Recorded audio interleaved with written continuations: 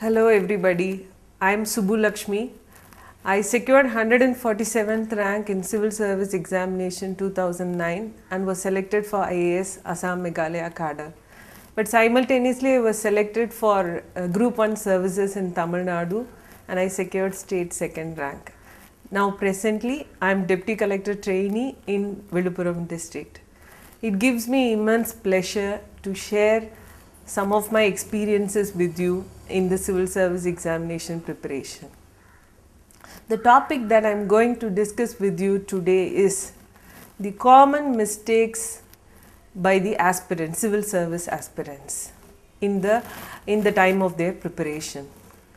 The reason why I chose this topic is because it is in the prime youth of 20 to 30 years of age that we undertook this civil service preparation, and each year, and this preparation is a very lengthy process involving 1.5 years of time for every attempt.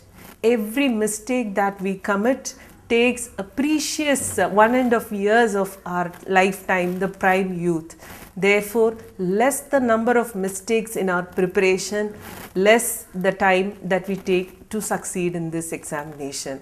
So therefore, the mistakes that me and my friends have conducted in this preparation, I don't want the future generation to do that.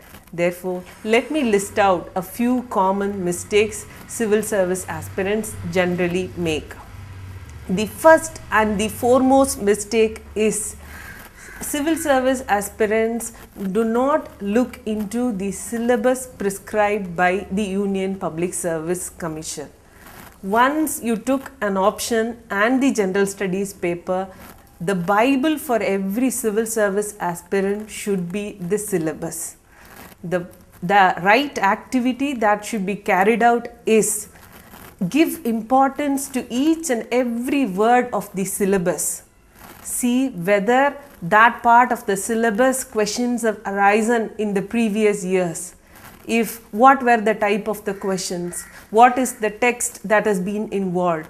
So each and every part of the syllabus has to be covered methodologically in the preparation process. So therefore, please give importance to the syllabus, more so mug up the syllabus, give importance to each and every word of the syllabus, and then only you can have a complete overall preparation.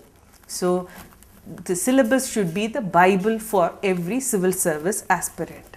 The second thing, the guide for every civil service aspirant should be the previous year question papers. Candidates generally do not refer to the previous year question papers throughout their preparation, and maybe at the fag end towards the examination, that is for the preliminary examinations, candidates refer the previous preliminary questions in the month of April or May, which is they hardly have 15 days or 1 month time. So once you start your preparation, have the previous year questions in hand, refer to them. When you study a chapter, just go through what were the previous year questions that were asked in that chapter, see in which part of the portion was it asked, and give importance to that area when you study. So have the previous year question papers, the preliminary and the mains question papers as the guide for your preparation. The third common mistake, the most grievous mistake of civil service aspirants is choosing the right optional. Candidates do not choose the optional, they choose the optional in a hasty mode with the opinion of the friends, with whatever they hear say, they choose the option, waste 1 or 2 attempts, then they think, was it a right option for me after wasting 2 or 3 attempts. Students, candidates should avoid this, and before the choosing the option is the most critical decision of every civil service aspirant. Therefore, before choosing the optional, go through the syllabus, See whether you are inclined towards the subject, whether you will be able to spend 6-7 hours of the day with the subject. Will you be able to read that subject so long, and whether material is available for the subject, whether you have any seniors who have actually passed with the subject, who have come out successfully in the examination with the subject. See all these aspects and then only decide an optional, whether coaching is rightly available, whether material is available for the subject, whether the subject is scoring, whether you will be able to score with that subject. So having answered all these questions, then choose the right optional. The next thing, the common mistake of students is, generally civil service aspirants do not mingle with the seniors. It is always better to have 4 to 5 seniors for every optional that you choose.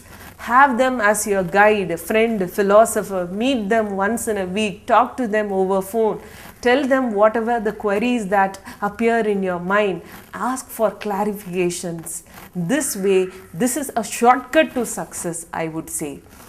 So having contact with seniors is the next most important thing which aspirants should do, and most of them fail to do. The next thing is, form a group of 4 to 5 aspirants who are of the same wavelength. Most civil service aspirants end up studying in seclusion, in a room all alone, and not knowing what is happening outside and trying hard. Every person would have the same difficulty. If we form a group of 4 or 5, we would be able to successfully come out of the battle in a much better manner. Therefore, a small group of 4 to 5 is very ideal, so that you can discuss things, you can have test sessions, you can meet frequently once or twice in a week. This aspect also civil service aspirants generally fail. They think that they'll be wasting time if they discuss with friends and end up in seclusion and depression. The next common thing aspirants do not give importance is writing frequent tests. This is very important for preliminary and more so important for the mains examination. Generally, candidates spend more time on reading, studying, and not in writing. Only when you write, only when you appear for more tests, only when you put yourself in the examination mode, writing more tests, you will be able to check where you are. Students do not get into test unless they enter into the last phase, that is 1 month before the examination, and they have a lot to correct in themselves, leading to failure even if they have studied so much. So writing tests is very important, and candidates should start this in the very preliminary stage, 6 months before the preliminary examinations and 6 months before the mains examination. The next common mistake students generally commit is buying as much books as possible that is available in the bazaar and trying to build up a library. Civil service preparation just requires 2 or 3 books for every optional, and for general studies 1 or more book for every part of the subject. So be specific. Try to get the advice from your seniors which book is a good book, and study 1 or 2 reference book for every subject, and be very clear with the ideas rather than reading so many books not clear with even a single line or so. So do not buy books as and when you see them in the market. This is also leading to a trap for the civil service aspirants. And the next most common mistake is attempts after attempt. Candidates do attempt, putting more and more of hard work, but not thinking what is the mistake that I am committing. what should I correct in myself? Only when after your first attempt, you have to sit and think, where do I lack? What is the weakness that I have? Unless and until you do this self correction, you will not be able to come out successfully in this examination. This examination is nothing but a process of self evaluation or self correction, to present yourself as a good administrator. So administer yourself, find out the weakness in you, correct them. Unless and until even if you do donkey hard work, you will not be able to come out unless and until you do this self evaluation.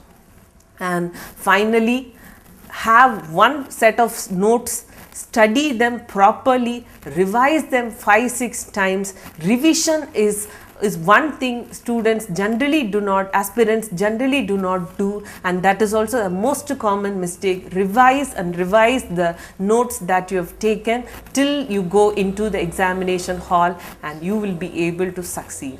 So far I have listed out some of the common mistakes civil service aspirants generally commit, and I wish the future civil service aspirants not to commit these mistakes and come out successfully in less number of attempts. I wish all the civil service aspirants good time. Thank you.